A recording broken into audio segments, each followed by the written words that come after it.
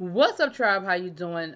This is going to be your review for Sistas season 1, episode 19. Wow, it's been 19 weeks. Okay.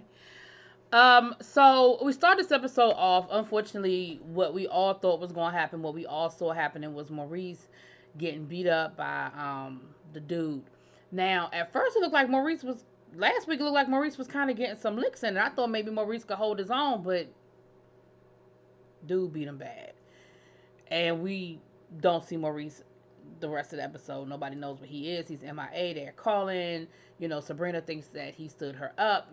So um, Sabrina's at the club, and of course, Calvin's on stage. And here's the thing: I knew what that was.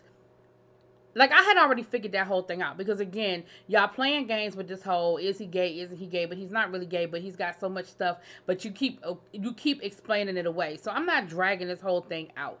Calvin was on stage. Sabrina had called Danny, and of course, Danny, being the petty person that Danny is, was like, oh, he's on stage, girl, tip him, go put 4 quarters in his G-string or whatever. And Sabrina ass went and did it, being petty. Well, she felt this big once again because Calvin was on stage for his dad, who's dying of cancer. They brought him down. This is his spot, the drag, to the drag show, to the club. Calvin kind of grew up in the club around. These are all his dad's friends. If they said it, I missed it, but I'm guessing his dad did drag or was very much in the scene or whatever. Again, if they said it, I missed it, but I'm not dragging this shit out because I'm sick of it and I'm over it. And so, of course, now Sabrina feels this damn big because you went up there and threw coins on the stage, being petty, listening to Danny's petty ass. Now you look stupid. Danny has the cowboy rodeo at the house with her, and he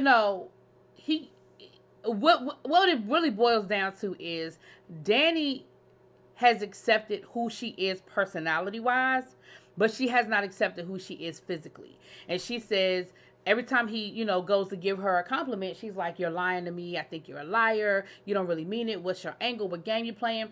As if this man cannot truly feel like she is a beautiful woman because I guess she's heavy or whatever. And she said, I've worked really hard to accept who I am. And I'm thinking, but you haven't accepted who you are. Because if you accepted who you are, then you would accept the fact that somebody can find you beautiful.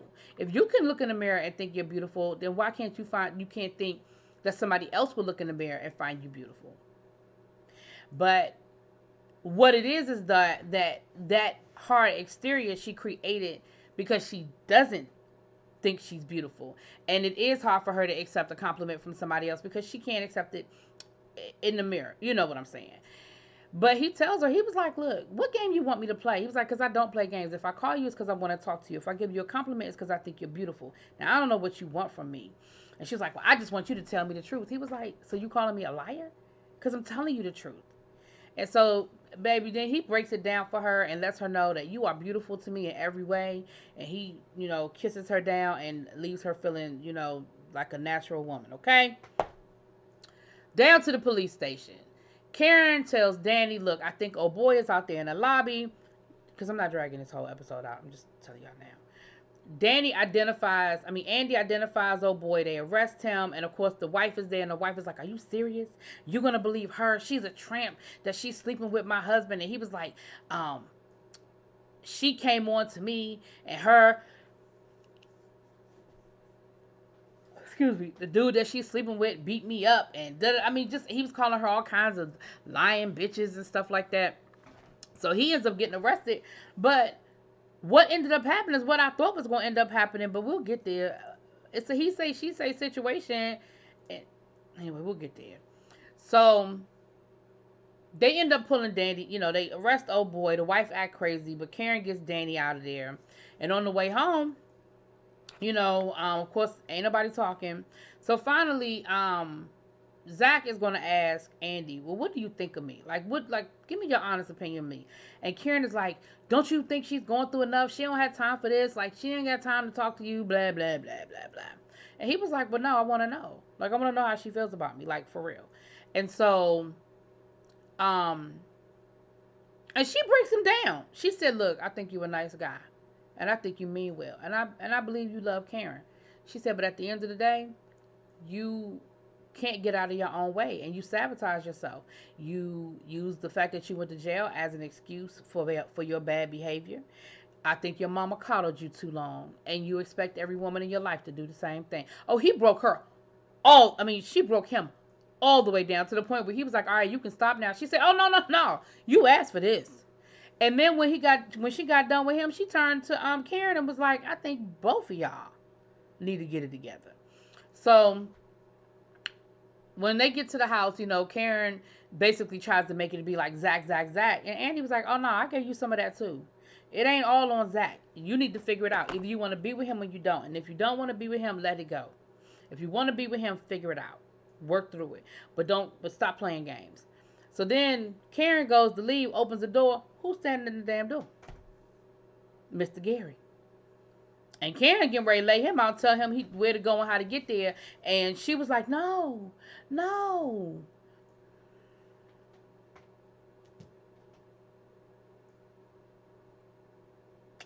Baby, next thing you know, the next morning, Andy and Gary, they in bed together, child. They done slept together. And now he talking about where you see yourself in 2 months. He talking about she gonna be set up in her own private practice. They're gonna be engaged to get married, getting ready to get married down to the Italy. You won't be going to Italy in the next 2 months. Now with this coronavirus, your ass won't be going nowhere. You might not be leaving that bedroom. Anyway, it's Andy was like, well, in that scenario, do I have my law license? Cause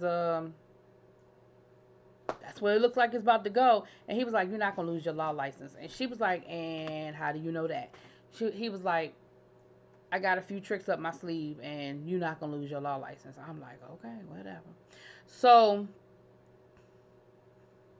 on the way home, Karen and Zack get into it. And Karen tells him, look, this just ain't going to work. Like, I love you, but this just ain't going to work. And he's like, are you serious right now? She's like, yeah, I'm real serious. So she ends up putting him out the car, honey. And then he gonna say, well, take my bag by Danny's house. First of all, I'm not taking your bag anywhere. Get your shit when you leave. Second of all, Danny done already told you can't stay there. I guess you thought she was playing. Because I really think she's serious. Especially now that she got Mr. Rodeo and she got an efficiency. She ain't even got a door. Okay?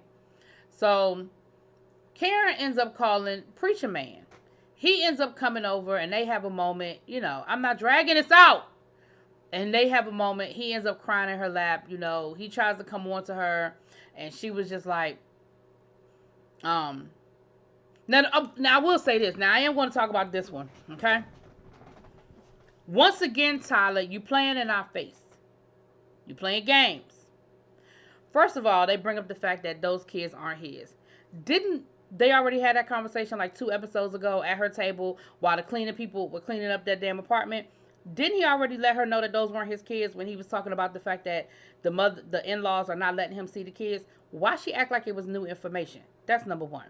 Number two, y'all remember, like I remember, that he was fighting to make sure he was going to still see his kids, and he was like, and I will have visitation with my kids, and y'all remember that? When they were going through the whole divorce, and he was like, about his kids, this, and his kids, and his kids. So we found out he ain't seen the kids since the wife died, because he was like, well, those aren't my kids. They're her kids from a prior marriage. And we just, they never really did get along with me. So this is just to be one more thing that they can blame me for and hate me about. So if they already got a daddy, and they don't even like you, I'm not saying that you abandon them. That's not what I'm saying, because I know that's what some people are going to say. I get it that in a marriage, you take on the children. If you marrying somebody that already has kids, and just because the relationship isn't easy, I get all that. I'm not talking about that. But I'm saying you can still say, hey, I will help you with the kids because I've grown to love them as my own. But if they already have a father, then and they don't like you. Maybe I'm looking at it from a different point of view, but it just seemed like the whole tone was different when they first wrote that. It made it seem like those were his kids. Am I tripping? Y'all let me know. Maybe I'm tripping, okay? Now Sabrina ends up going past Danny's house, and Sabrina ends up seeing Mr. Rodeo in the bed. He knocked out honey. Danny done put him to sleep, and Danny, Sabrina's like, oh, he is fine. And once again, they mention the fact that Maurice stood her up, and she tells her about what went down at the club and how that was his father, and he's dying of cancer, yada yada yada. And of course, now Danny feels bad, and she about to cry. Sabrina was like, "What's wrong with you? Like, where's this kinder, gentler, softer Sabrina coming from? Like, whoa, whoa, whoa, whoa, whoa, whoa, whoa, whoa, what we doing here? What's all this?" Um, Next thing you know, okay, let me go back over here to Andy and Gary. I meant to finish them up, honey. My brain is all over the place. Next thing you know, we get to Gary and Andy. Police. See, I done said too much. The door. Somebody knocking at the door. Now, again, y'all know the situation that y'all are in. Got the private detective following you. You know the situation that went down the night before. Like, y'all know the block is hot. Why is he answering the door in his boxes? Like he live there.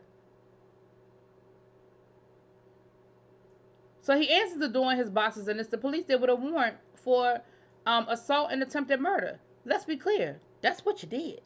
You beat that man, and only thing that stopped you from killing him was the fact that Andy was standing there and kept yelling at you because you was about to hit him upside the head with that big ass rock, and that would have definitely killed him. Okay. And at this point, it's gonna be all of y'all. There's gonna be your word against my. All the charges are gonna probably end up get thrown out because it's my word against your word, and it is what it is. You're gonna say, well, I was defending her because he was trying to rape her, and they're gonna be like, well, what were you doing there? And okay, we see he has bruises on him, so we know he did get beat up. Like, it could go a whole lot of different ways, but it ain't looking good for you, Gary, because at the end of the day, and this is no disrespect, because when you're assaulted, you're assaulted, but it is clear that you beat his ass. It's clear. We'll see how Tyler decides to write that whole thing out. But now back over to Sabrina. She gets home that night. Calvin calls her and basically cusses her out and says, look, that was a private moment. Like, what were you doing there? And she was like, Maurice invited me. Well, where was Maurice? He stood me up. He was like, yeah, okay. Now, Calvin, I know you mad, and I'm with you, bruh. But why would she lie about that? That sounds like, even if Maurice had just really stood her up on purpose, which we know that's not what happened, but even if it was, that sounds like something Maurice would do. Like, oh, I know Calvin is going to be there performing.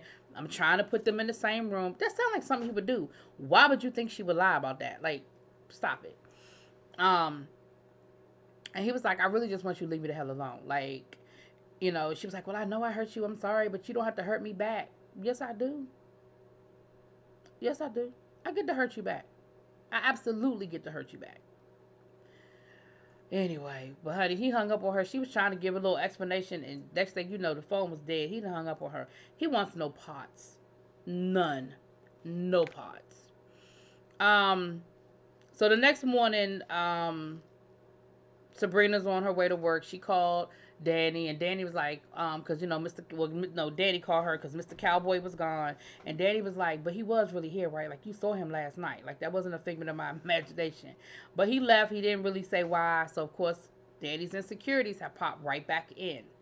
Now, I don't know, the man might have just went down to the store to buy some eggs because you don't have no food in your refrigerator. He might have went to just go get some eggs so he can make you some breakfast, but I don't know where the man is, okay? Maybe he had to go check into his halfway house because I still think the man been in jail because all of this, I don't know how things work, and I'm new to this, and he been in jail. That's my 2 cents.